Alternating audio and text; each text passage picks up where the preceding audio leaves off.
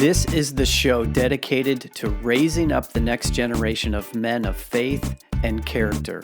My name is Mark Stanifer. Welcome to The Next Man Up. Part of the NRT Podcast Network.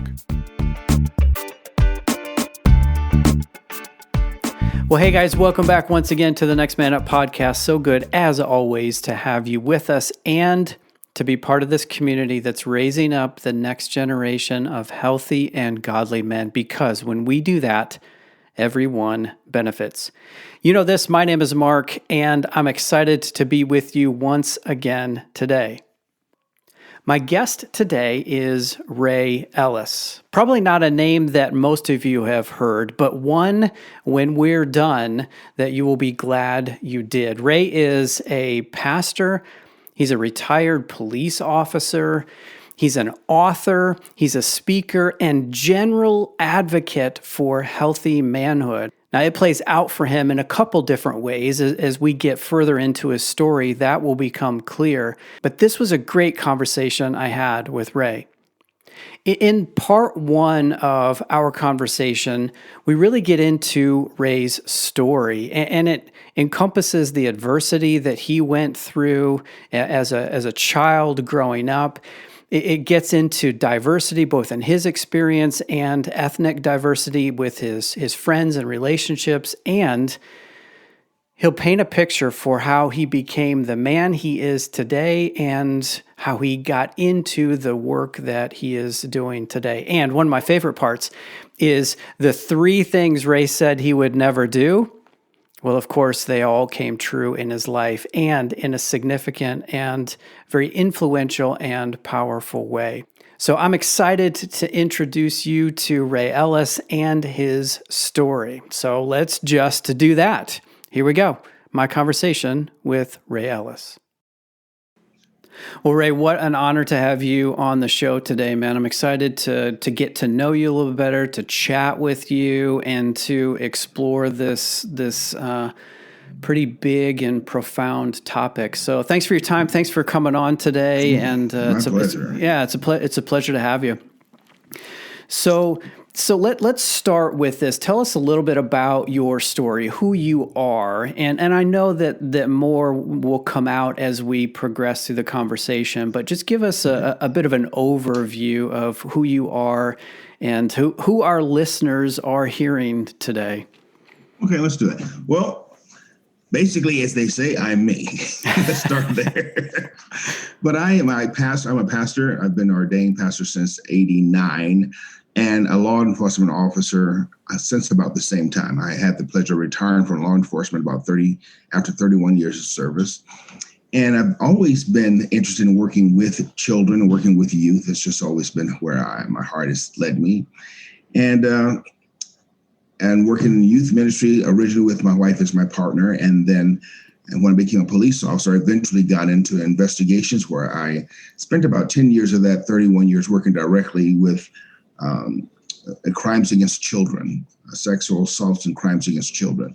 And that's where this portion of my experience began to broaden beyond just, I guess, the average conversation, where I began to see how the evil of pornography in particular played such a role in this devastating epidemic of sexual assault, especially against our children. And that's where this all had its roots, if I may say that.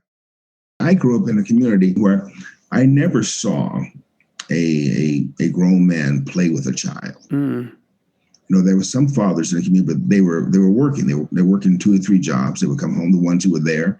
And on the weekends when they had time off, they were with their adults. So we saw the men, but we didn't have a lot of interaction with them. And I say the one exception to that, I had an uncle. He's gone to be with the Lord now, Uncle Silas. And he married my mother's only sister. And I watched him. He was a father of 7. And I watched how he interacted with his wife and with his children. He was always present and get the opportunity over the years to spend some time in his home. I just watched him. And I learned a lot about what I wanted my manhood to look like by watching him. I saw his dedication to his wife and the fact that no matter how hard he worked or how hard the week had been, on Sunday morning, he got up and he took his family to church. He didn't send them to church, he took them to church. And he was active as a deacon in the church and sang in the choir. So I watched him and I'm going, and this man had a quality about him that I was drawn to, even as a child. I was drawn to it. And like I said, I never sat down and had a formal conversation with him about it. I never got to say, well, why are you doing this or why are you doing that? I wouldn't even have thought to have done that at the time.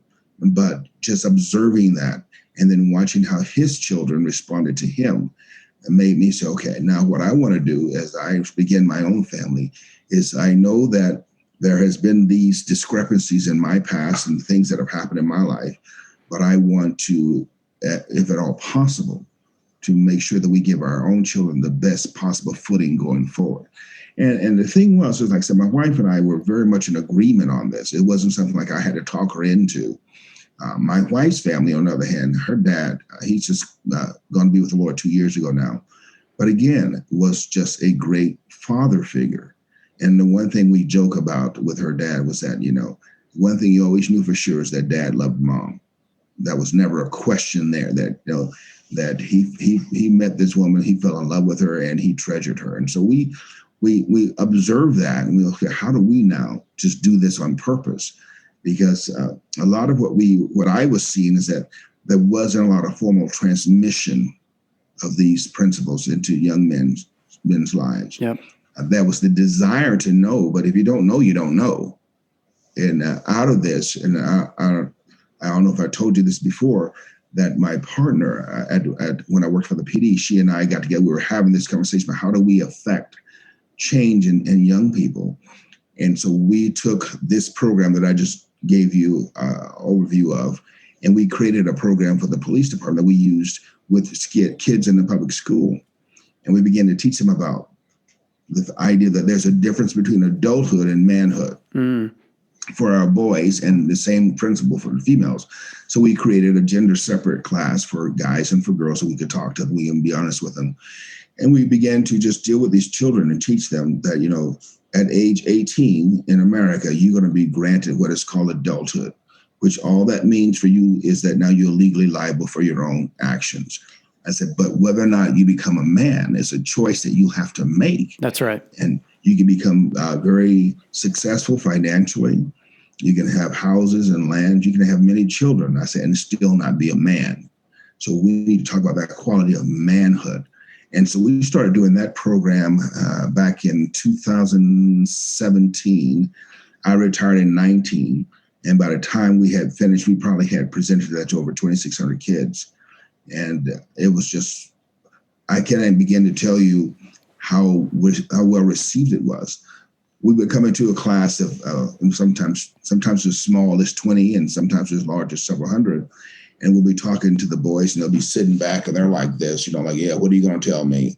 And by the time we got about halfway through the presentation, they were leaning forward, their elbows on knees, eyes wide open. They were just sucked in because it spoke to something inside them and they wanted it. And by the time we finished, they were like, okay, now if I do this, then I can become a man. If we can, they knew that was something inside of them that they were called to do. And then the thing that we did not anticipate in doing this presentation was how many of the adults in the room would react to the presentation. And I remember when I was doing a presentation at school over here in Meridian, Idaho, and I saw one of the coaches jump up and leave the room. I'm like, oh, I guess I'm about to deal with that later. I must have said something that upset him. This can't be good. Yeah, and so I'm going on with the presentation with the boys. And then about 20 minutes later, he comes back with a teenage boy.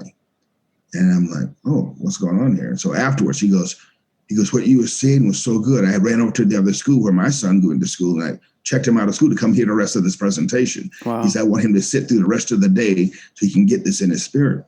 And I was like, oh, wow, okay. He goes, and this particular guy goes, I am totally changing how I'm parenting my son now based on what you said here today.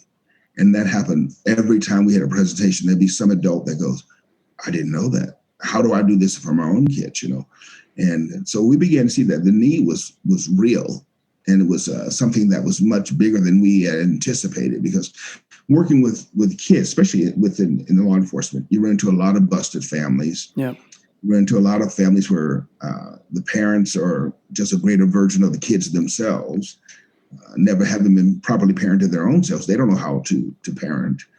And so we would have many opportunities to speak into these kids' lives and give them a tool that they could use. We would always say, if you don't have a father in your home, as I did not, I said, you still are responsible to raise yourself or to bring yourself to that next position as best as possible, to find suitable mentors or to give yourself these goals to work toward. And we gave them those steps that they could work within themselves to identify those things. We talk about how the natural tendency for the male, if not guided, is to develop his manhood, i.e. Manhood through the acts of violence or dominating other people, or the act of being hypersexual.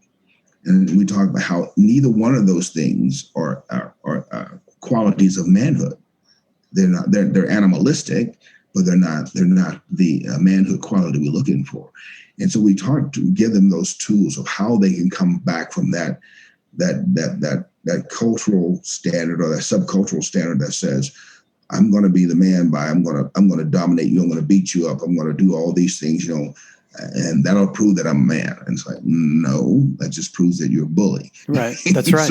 That's right. And so we work through those things, and it has been well received, and we've been blessed by that. I find it so fascinating that in your own younglinghood, in your own childhood, you had a couple examples, and you were drawn to your uncle.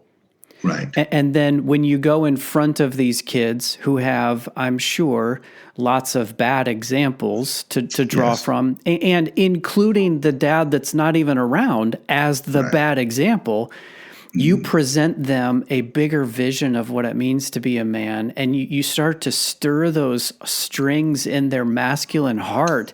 And the listeners couldn't see this, but your body language representing the boys was sit back, cross arms, and to begin with, and then they're leaning forward like that. That just, I think that resonates with me because I believe that desire exists in every boy to become a man.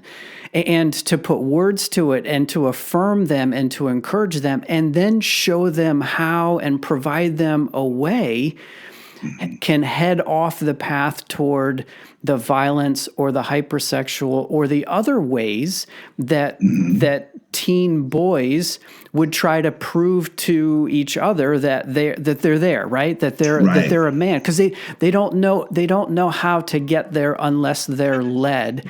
And when you give them that bigger example, it's not a universal statement, but what you found in your own life and as a mentor to these kids, they wanted to lean in because you were stirring something in them and they wanted to respond. I think that's cool. It's so fascinating. It's been a blessing to be a part of it. And like I said, the response was greater than we thought it would be. It was much greater than we thought it would be. And we've had one or two parents who would come in and they would object because they felt like they should. And we had one young man who was at the time pursuing a homosexual lifestyle. And he was like, so can I sit in this class? And I said, absolutely. You can come in here because this speaks to manhood. And the question is, what do you want to do with yourself?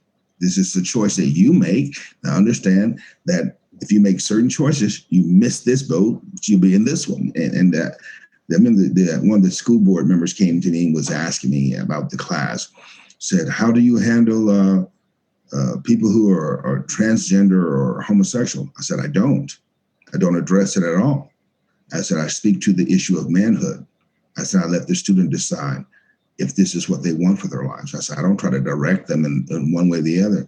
So I think you should develop a segment for transgender. I said, nope, that's not what we do. That's not what we do. I said, that's not our purpose here. Yeah. I said, I don't tell which guy can't come to class. If a transgender or a homosexual guy wants to come to class, I don't tell him get out. I teach them what it means to be a man. And I said, so they're welcome to come if they want to. We don't isolate them or point fingers at them because we're not talking about that. We're talking about a quality called manhood. It makes a difference. That's it right. Makes a difference. Well, there's such a need, and you lived it as a boy growing up, and you're helping others through it. So that's cool. I wanna explore something with you around what drew you into the police force. So I heard the Marine Corps in the background, and I know most people that become a police officer are driven into that with goals or intentions or with purpose. So I'm curious, what was it for you that drew you into the force? I'll tell you what, and this is going to sound bizarre, but it's the absolute truth. At about age 16, I was talking with my brothers and my brother and my cousin, and we were talking about, what we're going to do with our lives. And I made an oath to them. I said, you can put this in stone. This will never happen. I will never, ever. There was 3 things I made a promise to them. I think I know where this is going. There's 3 things I promised to them. And I don't know. I said, look here. I said, I will never, ever, ever, under any circumstances, marry a white girl. And my wife is, of course, white. Interesting. I said, I will never, ever, under any circumstances, become a preacher. I said, and I will never be a cop. I said, that's the dumbest things I can think of. And so after my time in the Marine Corps is over, I had this buddy came to my house one night. He said, hey, Orange County Sheriff's is hiring. I think you got what it takes to be a sheriff. Won't you come and go with me and test? And I said, no, absolutely not. I said, my wife and I were working together with these young men. I said, I'm really satisfied with what I'm doing right now, where I'm at. No. And so my wife looks at this young man and says, come by tomorrow morning and get him. And I said, no. I said, you guys aren't listening to me. I'm not doing this. And she says, just come by and get him. And so the next morning, I'm sound asleep, and I hear this banging on my front door, and nobody else is responding. So I get up and I go out front. I'm like, what? He goes, it's time to go. I said, I'm not. So I went with him, and I'm sitting there, and they're like, we're going to do this test. And I'm like, Lord, I don't want to be here. And I'm praying. I'm talking and praying. I'm saying, Lord, if you really want me to do this, you got to just make this happen, because I'm not sure if this is what I want to do. And so I took the test and passed the test. And that day we went out and did the physical, which was, of course, that was not a problem. And they said, okay, we want you to come back and take this psych test a week from now. And I'm like, what does that mean? That means if you pass a psych test, you have a job. And I was like, what? Suddenly you had a decision here. Yeah. And the funniest part about it was that a year prior to that, this is where it gets really, really, really crazy for your audience, maybe. But a year prior to that, a young lady had come to me at church. She said, Pastor Ray. I said, yeah. She said, I was praying for you the other day. And I said, well, thank you very much. She said, the Lord told me to tell you that there's a career change coming for you. And I said, okay, yeah, right. And she said, no, he told me that 1 year from today, he says, you're going to be in a different job and you'll know it's of God, because your pay salary will be 3 times as much as it is right now. And I was like, okay, yeah, thank you very much. Right, right. And so I went on about my business, and I said, Lord, well, I know this young sister. I said, she's not a fruitcake. I said, but I'm not in the habit of trying to make words come to pass. So, Lord, if that's of you, I don't have to do anything. I just continue my life, and you're going to do whatever you do. And so that makes this whole thing about my buddy dragging me out come and work. So that was in December of 88. And so December 7th, they called me and told me I had a job, which I thought was normal to be hired in a week. But I found out later on that, the hiring process is usually closer to 18 months. And I got hired in like 6 days. Wow. And so I'm like, okay. So I go to the academy, and it's a 6-month academy. And we graduate. I went to academy starting at April. So I think it was in October we graduated, 6 months later. And I remember getting my first check. And I was looking at the check, and I was like, oh, gosh, this is nice. And we sat and looked at it, and it was exactly to the penny 3 times as much as we had made when we were making in the job before. Because my wife and I worked together in a youth home, taking care of teenage boys who brought out of the system. And so it was not 3 times as much was not hard to do, but it was 3 times as much to the penny. Of course it was. And so I became a deputy sheriff, and that opened up a whole new arena for my understanding of human nature. And because so many things we talk about them theoretically, or we talk about them because somebody told us about them. But then as a law enforcement officer, I was able to get into people's worlds and see where they came from. Like I remember telling this young lady one time that we took off the streets, she's a runaway. And I said to her very arrogantly, young lady, I don't know what's going on in your house, but it's much better than you sleeping on the streets. And I remember this 14-year-old girl looked at me with such sober eyes, and she said, officer, you have no idea what you're talking about. Mm. And I thought, okay, who's she talking to? She knows who she's talking to. Right. And then you realize that as you begin to do these investigations, get inside their homes, that no, the streets are much better than some of these homes that these kids are coming out of. Even with the apparent dangers, sleeping on the street, there's a chance you may be hurt or violated. Staying at home for these kids, it was a guaranteed thing. And so for them, it was much better for them to be on the streets. And that was something that rocked my world. I had to come to understand that, because I said, growing up in my own home, where my mother was a single mom, but she was a fantastic mother, a loving woman, and provided a great home for us kids. And despite the fact of our socioeconomic situation, she gave us a stable home. And so I had to come to really understand more than just the flip of the turn of the tongue, so to speak, that some of these living situations for these children was horrific. And that was sobering. That was very sobering.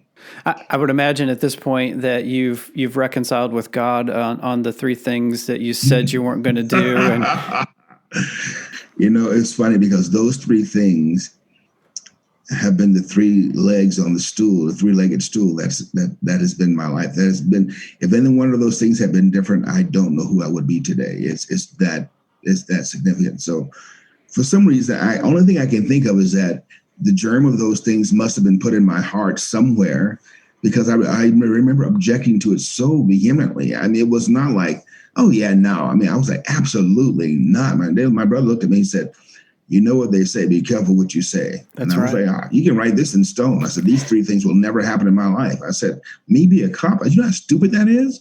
Walk around with a target on your back all the time? I said, not in this lifetime.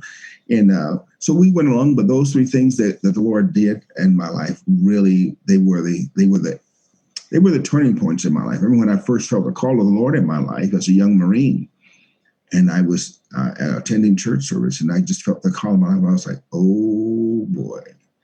And all of a sudden you realize that if I'm ever going to be the man that I want to be, it's on this path, because I could definitely feel the leading of the Lord there.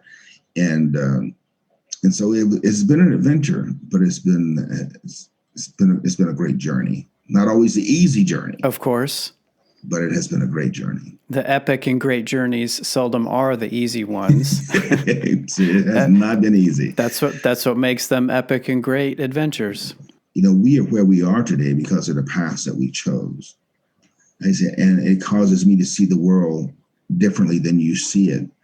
And it causes me to appreciate Scripture in a different manner.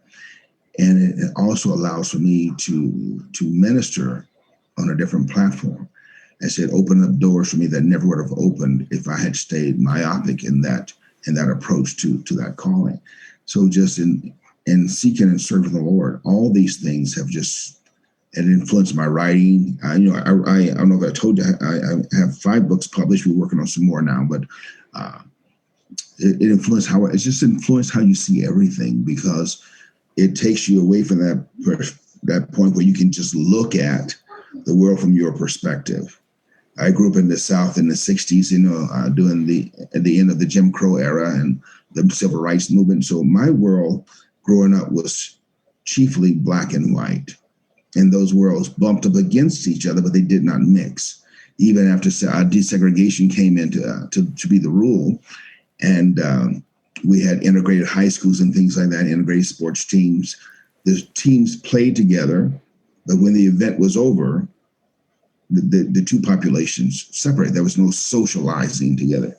And so growing up as a young man in Selma, Alabama, I would never have thought of having a white guy as a friend. It would be a person you knew, but to go to their house or have them come to our house or hang out would not even be an issue. It was just something that you never thought. It wasn't that you were against it. It just wasn't even thought of. The cultural standard was so deep that even amongst those of us who were believers, and I had come to really start formalizing my relationship with the Lord as a teenager. And I remember having discussions with some of the, what I call then some of my white friends about how come the two churches are separate. And we were trying to discuss why that was the case if we believed in the same God. And we didn't have answers for it. We just had what our elders had told us, these things just don't happen. But even with some of the younger people, we were trying to discuss it at those times and understand what was it that we were inheriting in this world that made these things the rule. And as Christians, were they supposed to be different? And so all these things fed into who I am today and allow me to have the platform that I have in speaking to people's lives and different ethnic groups and then to see the different ethnic groups in a different light. Because as I said earlier, when I left home, my world consisted of the black and white issue. And then one of my best friends was a Mexican guy who was born down in Mexico. And then his family moved up to Chicago. And I was beginning to understand what was it like to be a family, immigrant who moved into this country. I had no concept. The other buddy I lived with worked with was an American Paiute Indian. And so I got, so Indians are real, and understanding what their culture and what their world like, and understand that was a whole civil rights issue that dealt around the Indian nations here in America that was contemporary to the Black civil rights movement. And so, and then another buddy of mine, he was a war baby. He was half Korean and half white, and he was adopted into a white family out of Colorado, and then learning to see the world through his eyes and going, wow. And so because of that multiple exposure, I began to see the world differently. And then to see how did God work into the lives of these people who were Native American? How did God work into these lives who were Mexicans? How did Mexican Americans? How did this guy work into this guy? He was a war baby, Korean, white, and adopted. And then to see these families and see how God began to intermingle, it changed how I saw God. And these weren't. I don't want your audience to think these were like a one-day thing where I went, aha, I see it. No, this was a gradual shifting and changing of my perspectives to whereas I first saw these guys as people, not as Mexicans, not as Indian, and not as Korean, but saw them as people and got to know them as people. And then I began to realize we had a lot more in common than we had that were different. There were some things that made us different, but we had a lot more in common. And then when we began to serve the Lord together, we began to see that the things that really mattered were the things that had its genesis in the Lord. And so, again, it just changed my perspective on how I see the world. And that has a dynamic impact on me today, especially when I go back home to the South. There is that difference that God allows me to see the world through a different lens, so to speak. And then all that goes back to, how do we as men, what should I say, what's our responsibility as men to the community that we are part of? Do I have a responsibility to speak into that community? And the answer is yes, even if what I'm saying is unpopular. The question is this of God? And am I being obedient to the Lord? And then as a man, I don't have the right to just have it my way. I have a responsibility to the community, I have a responsibility to my family to speak the truth. And if that's not a popular truth, then it's not a popular truth. But that's part of manhood and of doing that and holding that line. So it affects everything you are. I guess that's my long-winded way of saying that, is that it affects every part of who you are. Well, I hope you enjoyed that first part of my conversation with Ray. As I reflect on what he said, there were a couple of things that just jump out, quotes in particular, really. Although there was a lot of ground covered and Ray's got an incredible story, there were two things that jumped out at me, I think. The first is this, when he says, you become a legal adult at 18, but you become a man by choice. And then the second thing is this, he says, embracing manhood affects every part of who you are. I like those two ideas, and they square well with what we're about here at The Next Man Up.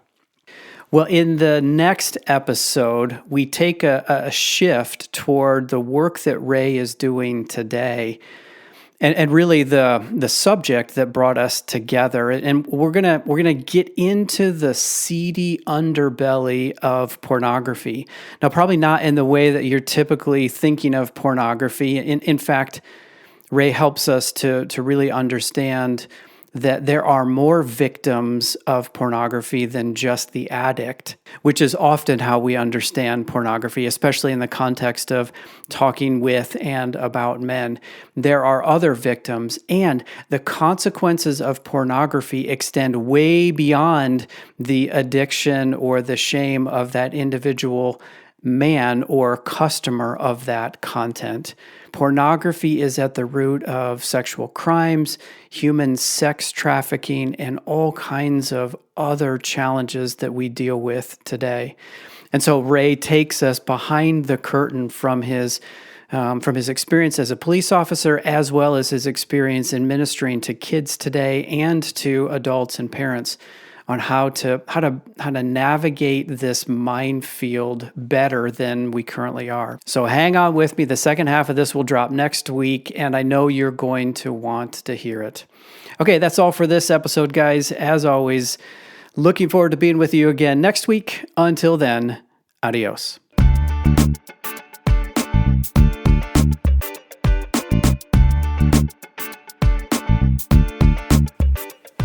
Hey listeners, thanks for journeying with us on this Next Man Up podcast.